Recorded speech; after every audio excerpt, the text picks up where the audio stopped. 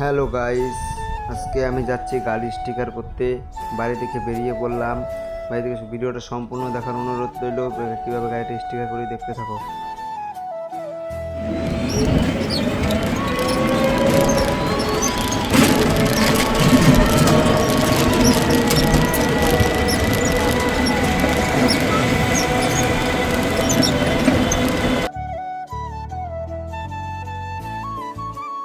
গাড়ি স্টিকার করার সময় ভিডিও করে দেখাইতে পারলাম না। গাড়ির দোকানে প্রচুর ভিড় ছিল, তার জন্য ভিডিও করতে পারিনি। যারা যারা ভিডিওটা এই পর্যন্ত দেখেছো তারা একটা কমেন্ট করে জানিয়ে দাও আমি এই পর্যন্ত ভিডিওটা দেখেছি।